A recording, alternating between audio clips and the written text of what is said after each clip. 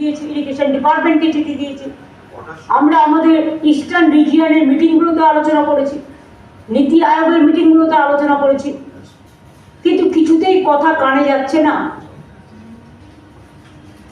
জনগণের যে ক্ষতি হচ্ছে, আসাম বন্যার ত্রাণে টাকা পায়, বাংলা পায় না। বাংলায় শুধু জল ছেড়ে দিয়ে বন্যা করে দিয়ে খালাস,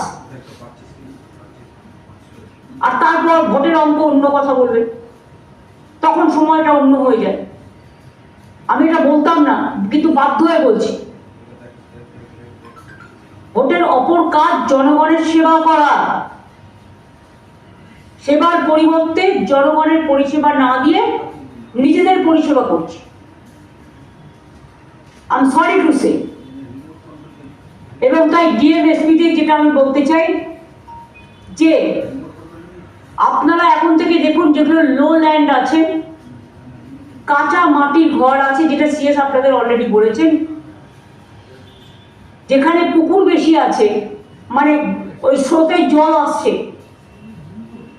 তার অন্তত বেশ কিছুটা জুড়ে, 1 কিলোমিটার 2 কিলোমিটার জুড়ে, কারণ যে রেটে জল ছাড়া হচ্ছে, কোন দিন আগে তো বামফ্রন্ট আমলে আমি দেখেছি রাত্রিবেলায় জল ছেড়ে দিয়ে মানুষ ভাসিয়ে দেওয়া হতো, কাউকে উদ্ধার করা হতো না, মানুষ মারা যেত, শয়ে শয়ে মানুষ মারা গেছে।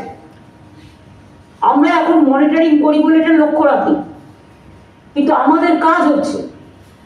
আগেরবারেও পুলিশ আমাকে খুব হেল্প করেছে ব্যাপারে।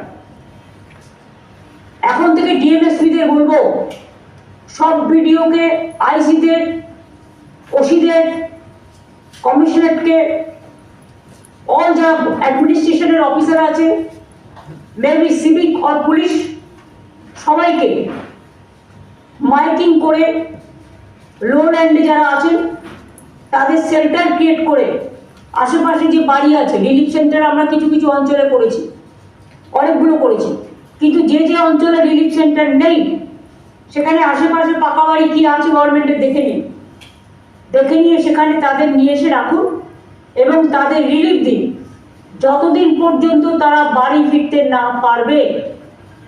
এবং বাড়ি